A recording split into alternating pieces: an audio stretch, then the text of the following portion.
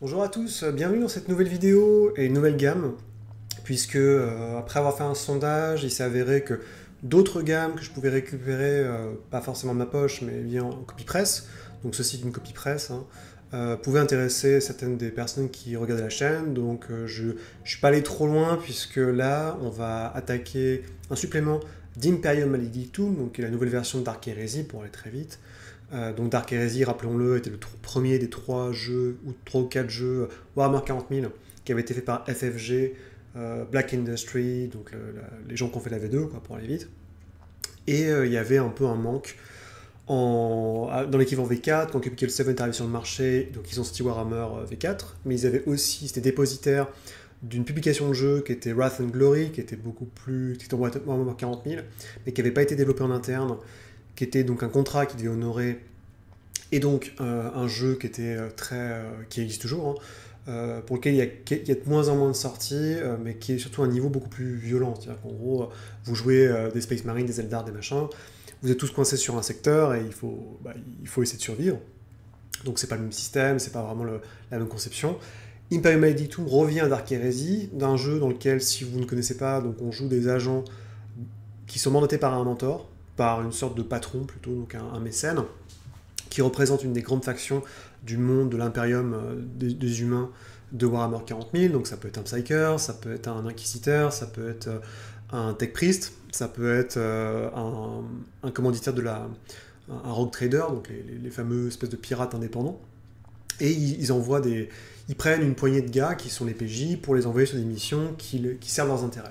Et vos PJ jouent dans un secteur qui est le secteur Macarian, donc qui a été coupé, entre parenthèses, de l'Imperium pendant des années, et qui est revenu dans l'Imperium il n'y a pas si longtemps, avec toutes sortes de problèmes qui peuvent s'avérer. Et donc vous jouez, en gros, des mecs assez bas niveau, par rapport à Wrath and Glory notamment, et toute l'idée, ça va être de mener à bien des missions sur notamment le secteur macarien, et en particulier sur Vol. Donc Vol, c'est l'une des planètes qui a une très très grande ruche. Donc les ruches, les mondes ruches sont des espèces de cités superposées les unes sur les autres, avec plusieurs milliards d'habitants. Et c'est dans les bas-fonds de cette cité, sur cette planète aussi, qui est essentiellement dédiée, qui est nimbée de toxines sur Vol, et d'espèces de grosses bestioles qui s'appellent les Assyrians, je crois, qui sont des espèces de mammouths extraterrestres pour aller très vite, mais qui peuvent être aussi hostiles, qui sont utilisés pour leur nourriture. Et c'est dans ce milieu-là que les joueurs vont évoluer. Donc Imperium Maledictum est le premier, je pense, jeu qu'ils ont vraiment maîtrisé, hors passer les problèmes qu'ils ont eu sur Warhammer V4 d'un point de vue éditorial. Je m'explique, ils ont sorti le jeu, immédiatement ils ont fait une boîte d'initiation, puis ils ont dit de toute façon le système sera le suivant, il y aura un bouquin par faction, et ce bouquin, donc Inquisition, Mechanicus, patati patachmol, et à chaque fois il y aura un bouquin pour les joueurs, un bouquin pour les maîtres du jeu, et ils ont commencé déjà à faire ça, il me semble, pour l'Inquisition, et il y a le Mecharian qui arrive, donc il y a une bonne initiation aussi avec un scénario, mais ça commençait un petit peu à dater au niveau des attentes. Donc on se disait, où sont les scénarios? Et ça tombe bien, parce que contrairement à Warhammer V4, il y a du scénario, enfin, avec Vol Adventures, donc qui vient d'être disponible il y a maintenant 1 ou 2 semaines à la précommande, qui est une série de 5 scénarios, se passant sur Vol, donc le monde ruche, pour vos joueurs, simplement, avec à chaque fois des idées assez différentes sur le setting, et des situations qui peuvent changer selon les atmosphères que vous aimez. Donc vous m'excuserez, je suis passé sur Linux, donc il y a peut-être un peu des soucis. Alors j'utilise Firefox en fait pour lire le PDF parce que je m'aperçois que j'ai moins de problèmes. Il me semble que parce que les PDF qui sont basés sur des images ont tendance un peu à être... ils ont en tout cas, à la fois sur le Ubuntu et Linux Mint que j'ai sur un laptop, j'ai des problèmes de lecture. Donc je suis passé sur Firefox directement et ça a l'air d'être un peu mieux géré.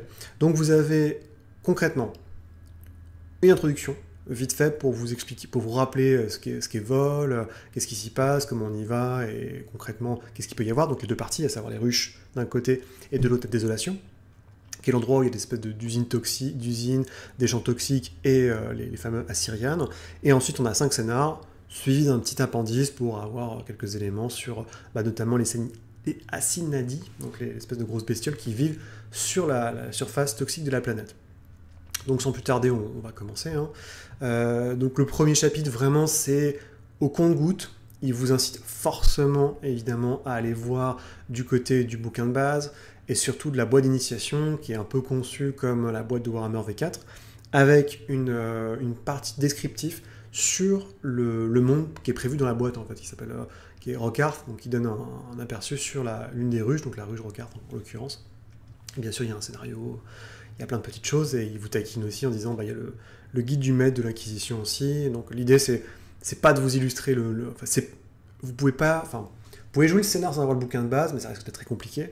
Mais toutes les infos dont vous avez besoin sur le setting, rapportez-vous à d'autres bouquins. Ça, c'était... Mais après, ils avaient fait pareil pour Warhammer, donc c'est pas forcément très méchant. Donc vous avez vite fait quelques pages avec notamment les rumeurs qui peuvent amener vos personnages à enquêter sur les 5 scénarios. Puis un primer, donc en gros un petit aperçu de vol, du système vol. Les ruches, évidemment, où on essaie de décrire assez succinctement un élément qui est très iconique de Warhammer 40 000, à savoir cette espèce de superposition, d'amalgame, de cités les unes sur les autres, où se terrent des milliers et des milliers d'habitants, avec des découpages de différentes ruches selon les niveaux, plus ou moins riches, et évidemment la majorité sont plongés dans la crasse et la misère. Et ensuite, donc, il y a les wastes, donc c'est vraiment la zone dont je parlais, qui est toxique, où il y a des usines qui passent sans arrêt, où il y a l'espèce de grosses bestioles, mais l'air est extrêmement toxique et vous avez besoin d'avoir des masques à gaz ou autre pour pouvoir vous balader tranquillement, sinon bah, vous risquez non seulement d'être infecté, mais en plus de crever sans autre forme de jugement. Et une petite question à Sinadi sur les gens qui vivent aussi, parce qu'il y a des gens qui sont assez fous pour vivre quand même de manière un peu nomade à l'extérieur. Et on arrive directement sur le premier scénario, qui est l'œil de vol. Donc l'œil de vol est une structure extrêmement classique, mais qui marche très très bien à la fois en jeu de rôle, en jeu vidéo. L'idée est la suivante, c'est que il y a un Psyker renégat, en gros, qui a monté un culte au milieu des wastes, donc dans la désolation, au milieu des usines, au milieu des brigands, des pillards et des nomades. Et il a trouvé un cristal qui date de la civilisation qui était là avant l'arrivée de l'Imperium, et il utilise ce cristal en fait pour accomplir des miracles, pour soigner des blessures, pour rendre la vie aux gens et compagnie. Donc lui, évidemment, il est pas forcément maléfique dans le sens chaotique, mais clairement, déjà, il n'est pas en odeur de sainteté, et il utilise ça, il fait croire qu'il est un saint de l'Imperium, pour avoir une sorte de culte autour de lui, et utiliser ce culte pour se protéger, pour avoir tout ce dont il aurait besoin comme directeur comme tout bon leader d'une secte dans l'Imperium ou pas. Et donc l'idée, c'est que vous devez aller enquêter sur... C'est une trajectoire circulaire. C'est-à-dire qu'on vous dépose dans une station, je crois, de la garde impériale, ou en tout cas des services administratifs, de l'Adeptus Administratum, comme ils appellent ça, pour dire, ok, maintenant, on sait qu'il y a quelqu'un, il se passe quelque chose, allez-y. Et donc, vous avez besoin de faire le tour de 3-4 zones présentement dans les wastes, donc dans la désolation, donc une usine pour pouvoir enquêter. Mais dans l'usine, par exemple, ils vont se trouver au milieu d'un conflit social. Donc, les conflits sociaux, on sait que dans Warhammer 40 000, ça se finit pas très très bien en général. S'ils arrivent bien à gérer, on va leur dire, bah oui, mais vous savez, il y a les brigands qui ont ouï dire que... Donc, à ce moment-là, il faut aller voir les brigands, en évitant évidemment de se faire tuer, parce qu'ils sont... En plus, la zone est très néfaste. Et l'idée, en fait, c'est que vous allez faire tout le tour des 3-4 zones qui sont intéressantes pour revenir à la base, pour vous apercevoir qu'en fait, dans la base même qui vous a servi de base arrière pour la mission, eh ben, il y avait l'un des gars, en fait, l'un des fonctionnaires, pour aller vite, est un traître et roule pour le Psyker, et donc, en le suivant, vous allez trouver des passages souterrains pour aller dégommer enfin, en tout cas, vous débarrasser d'une manière ou d'une autre du Psyker. Donc ça, c'est vraiment la structure du scénario extrêmement crue, mais vous voyez bien que c'est un élément circulaire. On fait tout le tour pour revenir, en fait. En gros, le méchant était sous la trappe du bâtiment quand on est rentré. Donc, bon, j'ai dit ça, mais j'ai pas dit grand-chose. On remarquera que la structure des scénarios est plutôt pas mal. En fait, ils ont vraiment une idée encadrée à chaque fois avec partie 1, partie 2, partie 3 et les conséquences, évidemment. On vous donne, ça c'est plutôt pas mal, à chaque fois ils vous donnent des éléments, donc ce qui est en bleu sur l'écran, c'est des descriptions, pour vous lancer un petit peu sur... pour lancer l'histoire, quand vous n'avez pas forcément les idées, ou les éléments comme moi sur l'univers, sur pas mal de choses, ça permet tout de suite de cadrer et de poser l'ambiance. J'aime beaucoup aussi, il y a toujours une page qui est consacrée aux patrons, donc en gros vos mécènes, c'est-à-dire que selon la motivation de votre mécène, donc le conflit, l'unité patati, et surtout son origine, vous n'allez pas avoir, vous avez des justificatifs pour que le mécène amène les joueurs à enquêter sur ce qui se passe. Donc évidemment, sur que ça va être la stratégie télépathique, donc les psychers vont dire non, c'est quand même bizarre, y a pas, ça peut pas être on peut pas avoir de miracle sans puissant psyker renégat, donc allez enquêter dessus. L'Inquisition c'est facile, ils vous disent toujours bon bah il y a des hérétiques, ça sent les hérétiques, mais après il y a plein de choses, hein. Il y a la flotte impériale peut vous donner des débits, évidemment l'administratum lui va dire c'est quand même un peu bizarre que, enfin des choses qui ont disparu, peut-être que le cristal en fait c'est un truc qui a été enregistré et qui a disparu, on voudrait que vous enquêtiez sur cette espèce d'objet qui a disparu, et ainsi de suite. Donc pour rappel, il y a un paquet il y a quand même pas mal d'origines possibles pour le personnage, et donc par extension pour le mécène. Donc il y a l'Adeptus Administratum, qui sont grosso modo les fonctionnaires de l'Empire de l'Imperium, la Strata Télépathica, donc c'est les Psychers, et ceux qui arrêtent les Psychers évidemment, l'Adeptus Mechanicus, donc c'est c'est des technoprêtres qui vénèrent un dieu machine et qui sont en charge de la réparation et de la maintenance de toutes les machines dans l'Empire, puisque de toute façon on n'a plus la technologie, on peut que les entretenir, on peut pas innover. L'Adeptus Ministratum, donc c'est les missionnaires, l'Astra Militarum, donc c'est la garde impériale, la flotte impériale, sinon, donc les navires, les infractionnistes, donc grosso modo c'est la mafia, les gangs, compagnie, donc l'Inquisition, vous les connaissez, ils cherchent les hérétiques, et enfin il y a une dynastie de rogue traders qui officie dans le secteur et qui peut être aussi votre patron. Donc la structure à chaque fois n'est pas si dégueulasse, on vous pose, on lance donc la mission, vous avez un briefing de votre patron, et ensuite vous devez aller sur place de toute façon pour voir un petit peu ce qui se passe. À chaque fois, il y a pas mal de petits éléments sur des rumeurs qui sont ajoutés, sachant qu'évidemment le truc qui pimente un peu le scénario, c'est que vous n'êtes pas seul, il y a aussi d'autres personnes qui sont là pour retrouver le chef du culte, le Psyker Renégat, et ils vont vous mettre des bâtons dans les roues, potentiellement si vous gérez mal, tout le monde va s'entretuer, ils vont vous tendre des embuscades, c'est assez drôle la manière dont c'est fait.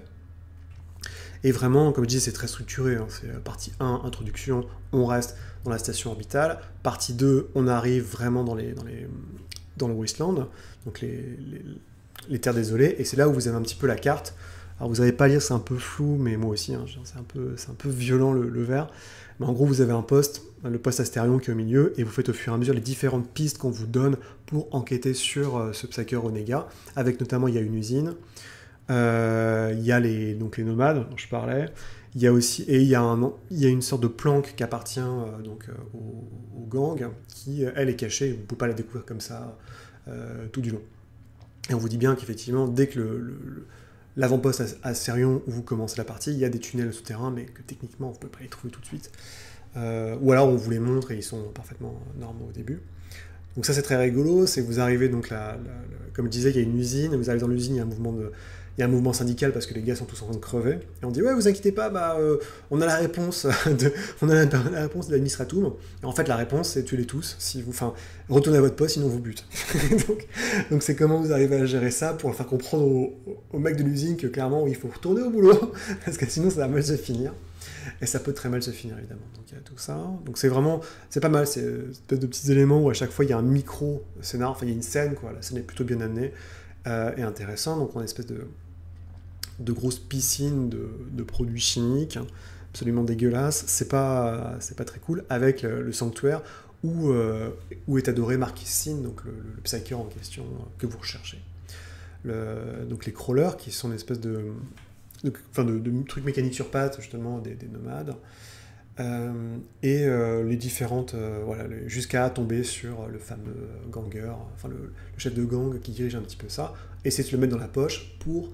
à chaque fois retrouver le psyker en question. C'est pas mal, c'est qu'en plus, chaque élément, chaque lieu physique où vous allez, on vous dit toujours comment est-ce que je suis... Enfin, il y a toujours deux chapitres où c'est marqué, enfin deux éléments, où c'est marqué comment est-ce qu'on est arrivé ici, et où est-ce que je devrais aller maintenant. C'est pas mal, ça permet de faire un petit lien vite fait, où le MJ a pas à trop à se poser 40 000 questions sur la structure du scénario. Je trouve que c'est vraiment plutôt pas mal foutu. Et enfin, donc la confrontation, à la fois donc, avec Dorin, qui est le traître, puis avec Sin, qui est le méchant psyker en question. Donc un scénar assez classique, hein, dirons-nous, mais qui montre bien la simplicité qu'on peut avoir à faire un bête scénario circulaire, avec des endroits à visiter, mais pas forcément tous. C'est pas dégueulasse, sachant qu'à chaque fois, évidemment, le truc le plus important, c'est comment vous allez gérer la situation, parce qu'après, il faut faire votre rapport à votre mécène. Est-ce qu'il va faire la gueule, ou est-ce que c'est plutôt bien passé? Est-ce que vous avez réussi à appréhender le psyker, ou c'est très très mal fini, il a réussi à se barrer? Et à chaque fois, il y a des résultats pour à la fois les succès, l'échec et les gains ou les pertes en influence que ça peut faire. Donc ça c'est pas mal aussi, contrairement à la V4, ils mettent tous les profils de PNJ sont à la fin. Comme ça, tout est ensemble, il n'y a pas trop à tourner. Alors je sais plus, hein, je crois que dans mes souvenirs, Warhammer V4, c'était... Non, je disais des bêtises, ça peut-être changé, mais en tout cas, c'est assez propre, c'est assez carré, hein, puis il y a vraiment, vous voyez, il y a tout ce qu'il vous faut, puisque vous avez le méchant, vous avez ses fidèles, vous avez les mecs administratifs, vous avez les gangers, on est quand même sur quasiment... ouais, je vois bien... Vous avez... il y a bien 7-8 pages quand même de profil de personnage, quoi. Donc c'est pas... On se fout pas de votre tête, hein, clairement.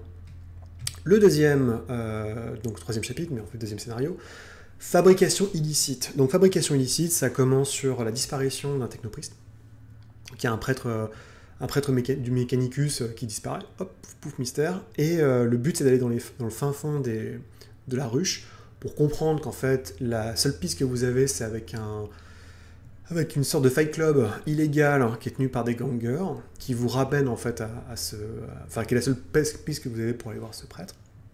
Une fois que vous avez participé peut-être ou pas au combat en question, vous vous apercevez qu'en fait le prêtre n'est pas là, mais le prêtre a été envoyé dans des usines de traitement de produits chimiques. Enfin, vous croyez au début en fait que c'est des produits chimiques au fin fond de la ruche, mais en fait le but c'est de fabriquer des liquides qui permettent d'allonger la vie des gens. Donc en gros, on a renvoyé en se disant, bah, c'est un technoprêtre, il saura de quoi il parle. Donc il l'a envoyé pour essayer de recréer cette potion qui pourrait potentiellement prolonger la vie de celui qui la boit, puisque ça vaudrait extrêmement plein de solari pour tous, sauf qu'évidemment personne n'y arrive, ça fait des siècles et des siècles qui tentent et c'est toujours en vent, et ça le prêtre le sait, donc le prêtre essaie de temporiser pour pas se faire buter, mais c'est à vous de le trouver en fait dans l'interstice, donc ça vous amène, là on est plus sur du bas-fond, on reste vraiment dans la ruche, à essayer de retrouver un prêtre qui a disparu. Vous serez amené, il y a des trucs assez tristes, où notamment vous êtes amené à bosser avec une mutante qui est la seule qui peut un peu vous filer des billes pour à droite à gauche, pour vous repérer et vite faire choper par les gangers, et à la fin vous êtes obligé, dans le meilleur des cas, vous êtes quasiment obligé de la tuer, quoi. Donc c'est vraiment... c'est pas mal, c'est vraiment de la grosse enquête, infiltration urbaine, qui n'est pas déplaisante, hein. Et à la fin, évidemment, c'est qu'est-ce que vous faites, des recherches qui ont été trouvées, comment vous rapportez ça à votre patron, c'est plutôt sympathique, sachant qu'évidemment, comme toujours, tout ça est plus ou moins géré par des nobles, des nobles intéressés, des clients potentiels en maraude. Et donc, comme vous voyez, hein, il y a vraiment tous les profils que vous pouvez imaginer pour mener à bien votre scénario. Celui-là j'aime beaucoup. Alors implacable, ça c'est très très rigolo, le concept absolument génial. Donc le système Makarian, le secteur Makarian a été victime. Enfin Makarian, donc c'est un grand général qui est arrivé, qui a conquis ce secteur, et c'est pour ça qu'il porte son nom. Sauf que quand le général est mort, il y a une sorte de guerre de succession de bisbilles où des gens n'ont pas voulu, enfin les gens qui le suivaient n'ont pas voulu rendre le contrôle à l'Imperium. Donc ça a été considéré comme une hérésie, et ils ont commencé à buter tous les gens qui ne voulaient pas être loyaux, enfin qui n'étaient pas loyaux à l'Imperium.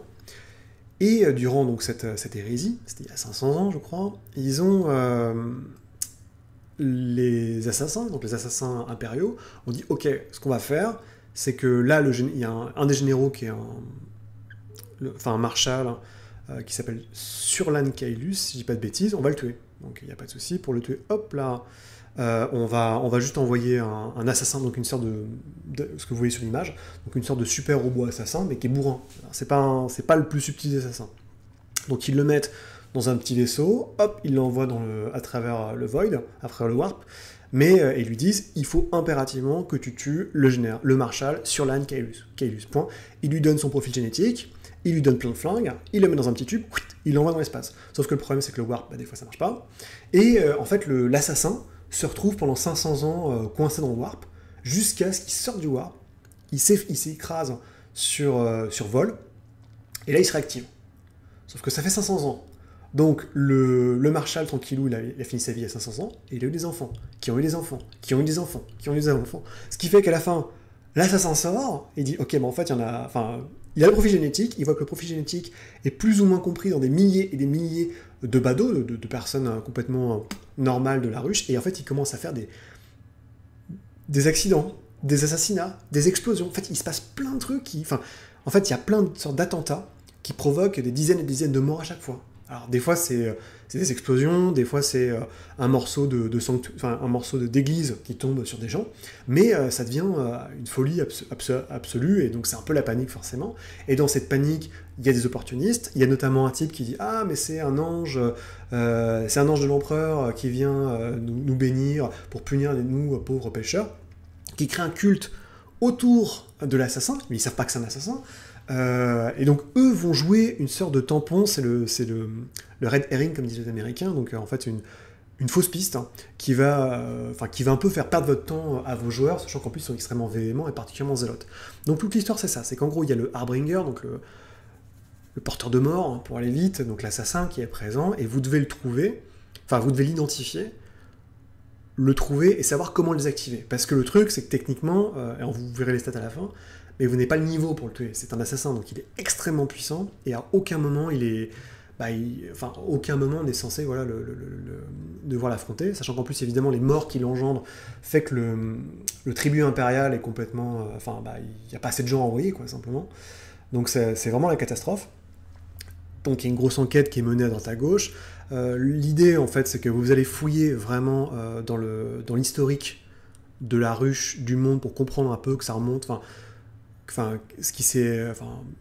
trouver un peu les liens de cause à effet. Au fur et à mesure, vous allez percevoir que la seule chose qui lie les gens, c'est leur patrimoine génétique. En fait, ils ont un peu tous les mêmes ancêtres. Dans le même temps, vous allez être attaqué par les sectateurs, et le goulet d'étranglement du scénario, en fait, c'est quand vous allez trouver le vaisseau écrasé le vaisseau écrasé de l'assassin, et c'est là en fait où vous allez comprendre très rapidement en fait ce qui se passe, quoi. Donc ça c'est après l'affrontement évidemment la partie 3 c'est l'affrontement contre les sectateurs, et dans la partie 4 c'est là où vous allez vraiment retrouver un peu tous les éléments avec une tech priest, donc une membre de la Bestius Mechanicus, pour comprendre qu'en fait oui il y a beaucoup de gens, et si l'empreinte génétique qu'ils cherchent c'est celle d'un type qui est mort il y a 500 ans, beaucoup de gens partagent une partie de son patrimoine génétique. Et donc l'astuce, techniquement, c'est de trouver, il faut traduire, il y a du haut gothique, donc l'ancienne langue de l'Empire, qui dit ta mission c'est de tuer ceci, et il y a un kill code, en fait il y a un mot de passe pour désactiver l'assassin. Et donc votre but c'est de deviner, bon il y a des indices hein, évidemment, mais c'est de deviner où va frapper l'assassin plus tard, notamment des explosifs ont été volés, patati patachmol, et quand vous croisez, quand c'est plutôt lui qui va vous croiser, avant qu'il vous bute, c'est d'arriver à portée d'oreille pour lui dire « désactive-toi », parce que sinon vous êtes vraiment mal barré. Et donc il y a les versors, c'est comme ça que ça s'appelle. Donc l'idée c'est qu'après évidemment l'assassin désactivé, il y a votre patron qui fait « bon, tu sais quoi, on va juste appeler très rapidement par des moyens subtils l'ordre des assassins, parce que sinon on va tous se faire buter ». Pour leur dire qu'ils ont oublié, on a un vieil assassin, un robot qui traîne depuis 500 ans ici. Donc oui, les versors Interitas, que vous n'êtes pas censé affronter, encore une fois, il a des caractères de porc, il a plein de pouvoirs, et du coup c'est très rigolo, parce qu'il y a une petite encoche, c'est marqué, mais attends, ils sont vraiment censés devoir se battre contre ça? Il fait non, mais... Et puis on vous donne un petit peu des idées pour, si vous n'avez pas le mot de code, comment le bloquer, comment l'arrêter. Bon, c'est un peu compliqué, hein. Il vaut mieux avoir le mot de passe. On arrive sur l'avant-dernier scénario, qui est la dévotion interminable. Cette fois, c'est donc ce gros vaisseau que vous voyez là, qui est un ancien broyeur de bâtiments, qui était utilisé pour broyer les anciens bâtiments, les ruines à la surface en fait, de vol, en fait, qui était reconditionné comme un appareil scientifique, de recherche scientifique, par Alors, il y a une famille qui s'appelle les Nétécarés, qui est une famille assez importante de nobles ambitieuses, et parmi eux, il y a une branche en fait de la famille qui était complètement coupée. C'est-à-dire qu'on a tué le père, et on a fait en sorte que le fils n'ait plus jamais accès en fait ne puisse prétendre à quoi que ce soit dans la famille. Le fils est devenu fou, donc il s'appelle Vestéric, et il a décidé en fait de suivre son père bossait sur des produits chimiques qui avaient un haut potentiel en plus d'hallucination, qui rendent un peu les gens fous. Donc il s'est dit, parce qu'il est un peu sniffé quand même, il dit, je vais poursuivre l'œuvre de mon père, je vais me venger de la branche principale des Nédés Carré. Donc ce qu'il fait, c'est qu'il change d'identité, il crée ce truc de recherche, enfin ce laboratoire de recherche, où ils vont développer le produit, et il commence à le répandre, à le tester sur les gens qui sont même dans le laboratoire de recherche, pour essayer en fait d'être sûr que sa potion est prête, et une fois que son produit sera prêt, il va la répandre sur les Nédés Carré pour tuer tout le monde. Donc vos joueurs sont envoyés parce qu'on se dit, c'est quand même, enfin, je crois, alors j'ai plus le truc en tête, mais il me semble qu'ils sont envoyés parce que justement c'est un peu bizarre qu'il y ait un vaisseau de recherche en fait, mais qui n'est pas qui est pas enregistré proprement auprès de l'administration, on ne sait pas d'où viennent les fonds, c'est un peu bizarre, donc on le demande d'aller voir au fin fond, donc vous êtes au milieu des terres désolées, pour enquêter sur ce vaisseau, et le premier truc qui se passe, c'est que vous ouvrez la porte du vaisseau, il y a le capitaine qui est mort, juste à vos pieds. Et donc tous les gens arrivent en disant « mais c'est de votre faute, c'est vous qui l'avez tué », donc il faut désarmer la situation.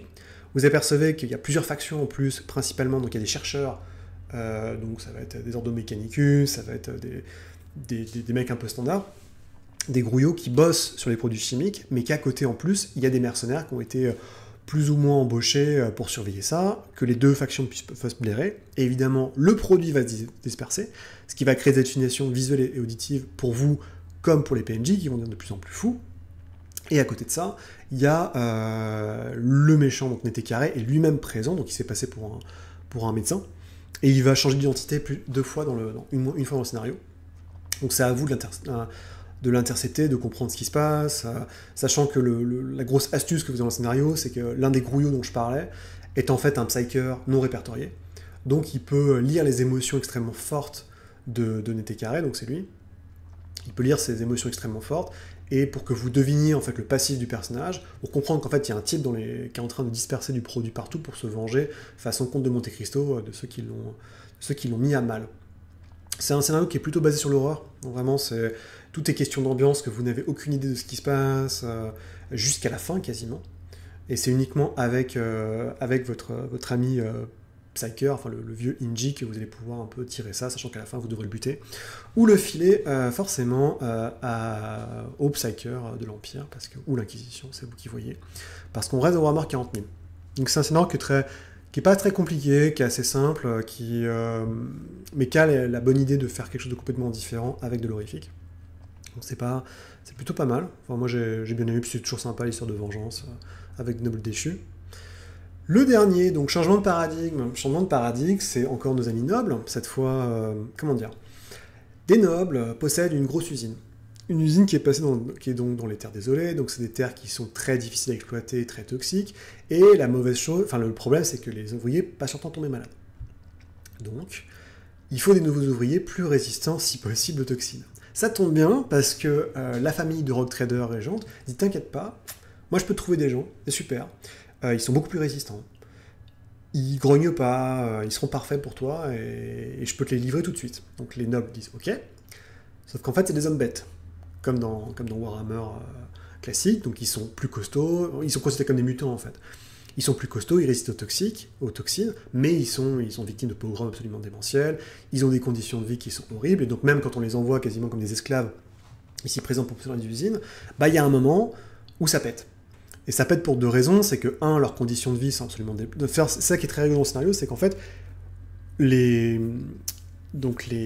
rébellion des Embeds, ça mord sur deux factions. C'est-à-dire qu'il y a une faction, effectivement, où c'est vraiment qui dit « Ok, tu sais quoi, allez, il passe en mode full chaos, donc vous avez un chaman, il commence à transformer des gens, des humains, en créatures du chaos, il désacralise les sanctuaires, donc c'est la catastrophe, mais à côté, il y a la grande majorité, en fait, des Embeds qui, eux, veulent juste des meilleures conditions de vie, quoi. Et ils n'ont pas envie, ont suffisamment intériorisé les messages de l'Empire pour croire qu'ils sont des mutants, qu'ils n'ont pas de lien avec le chaos, et qui n'ont pas vraiment envie de se frotter aux chamans.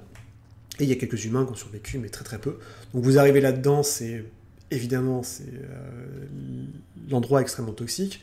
Vous avez il y a une résistance qui est absolument démentielle, donc c'est à vous d'être... Là, c'est vraiment la furtivité, enfin, vous pouvez vous battre si vous voulez, mais c'est assez violent. En plus, donc, comme je disais, il peut faire de la magie. Mais c'est un côté, vous pouvez vraiment transformer la raffinerie en une espèce de mode horrifique, extrêmement violent. Sachant qu'en plus, il faut faire attention aux toxines. ce que n'ont pas à faire les hommes bêtes. Donc c'est plutôt cool, on est quasiment sur du Alien ou du bon vieux Space Hulk des familles. J'ai beaucoup aimé, c'est assez intéressant. Je m'attendais pas trop à voir des hommes bêtes se balader là-dedans, surtout dans Warhammer 40 000. Mais en tout cas, c'est assez carré. Après, comme je disais, hein, vous n'êtes pas obligé de vous battre. Vous pouvez aussi essayer de vous démerder pour rallier l'autre faction, libérer les autres hommes bêtes pour qui vous êtes. Enfin, c'est un peu la difficulté. Et évidemment, la grande difficulté du scénar, c'est à la fin, puisque, et ça c'est rigolo, si jamais parce qu'en fait, si jamais votre patron, c'est justement un rogue trader, ça veut dire que c'est lui qui est responsable du scénario, en fait, quelque part. Et donc, il va juste vous demander d'enquêter pour cacher les traces et pour prouver à l'administratum, à l'acquisition, que non, mais c'est des mecs parfaits, ils ont déjà cherché à corriger le problème. Mais le problème, c'est le noble, parce qu'en gros, il y a un noble qui a effectivement engagé des hommes bêtes, qui lui va essayer de nier et se démerder pour vous pourrir. C'est-à-dire que quand vous allez enquêter dans l'usine, ils amènent avec vous une seconde, en fait, une fille qui est là, en fait, qui est une de ses gardes du corps, qui va essayer de vous buter, en fait, durant le scénario, pour pas que l'affaire s'ébruite, quoi. Donc c'est assez cruel, c'est assez rigolo, et c'est plutôt pas mal foutu. Donc un très très bon scénar, à mon avis. Et ensuite, donc, comme d'habitude, on va voir les PNJ. Et un petit appendice avec les Assinadi, donc l'espèce de grosses bestioles qui sont de plusieurs différents, donc des petits, des gros, espèce de grosses bestioles toutes moches, et des gangers au green, ainsi que des Vigilites du Macarian Sector. Et on a fait le tour, donc hop là, je remonte. Alors, quoi en penser? C'est très bien. Vous avez 5 scénarios originaux qui vous permettent de jouer sur le monde de vol, dans les ruches. Vous avez de l'horreur, vous avez de l'enquête, vous avez l'infiltration, il y a un peu tout à boire à manger. Il y a suffisamment d'axes possibles pour que tous les personnages puissent faire quelque chose, ce qui est toujours agréable. Personnellement, moi mon préféré c'est vraiment celui avec l'assassin, je trouve que c'est très très malin et ça implique vraiment justement cette espèce de côté ubuesque de Warhammer 40 000 qui est qu'en fait on envoie pour résoudre un problème et ce problème se perd grosso modo dans la masse à la fois du monde, de l'administration et revient vous mordre les fesses 500 ans plus tard dans des conditions catastrophiques et c'est à vos joueurs qui sont pas, je rappelle, enfin vous n'êtes pas censé être des foudres de guerre, vous n'êtes pas des super-héros, comment est-ce que 5 ou 6 comment 5 ou 6 crapahuteurs des ruches qui viennent de tous horizons vont réussir à se confronter à un assassin qui est 10 fois plus balèze qu'eux, quoi. Non, c'est vraiment très très bien. Les 5 scénars sont très chouettes. Je sais qu'il y avait eu de très très bons retours sur Chemical Burn, qui était le scénar présent dans la boîte d'initiation. Donc pour l'instant, je pense que Imperium Maledictum, alors j'ai jamais testé, hein, encore une fois, je le dis, je n'ai pas testé, mais il me semble que aussi bien au niveau des règles que justement la conception de la gamme est très très très très solide. Ils ont quand même plutôt bien appris, j'ai l'impression, de leurs erreurs, en tout cas de Warhammer 4. Donc moi vraiment, si vous cherchez des scénarios, faut pas hésiter, hein, foncez, achetez-le. Ça vous fait 5 scénars quand même, les scénars font généralement 2-3 séances d'après les numéros. Le bouquin fait quand même 144 pages, donc on peut imaginer que ça fait que chaque scénar fait quand même une trentaine de pages, c'est pas dégueulasse. Il y a tout ce qu'il faut au niveau des profils, il y a pas mal de pistes, de quêtes, de petites annexes, donc c'est vraiment du très très bon boulot, hein. Voilà, moi j'avoue que c'est chapeau bas, j'aimerais bien avoir quelque chose comme ça. Des nouveaux Uber Strike, parce que Warhammer V4 c'est pas comme ça, hein, c'est essentiellement du ressassage de vieux scénarios de la V1, de la V2, de la V3, et encore quand on est chanceux, parce que 3 quarts du temps il n'y a pas de scénar, et c'est un peu dommage. En tout cas, Imperium Maledictum, lui, n'a pas ce problème, et c'est très bien, donc voilà, c'était tout pour Vol Adventures. Restez au fait pour de nouvelles vidéos, et puis à très bientôt. Allez, salut!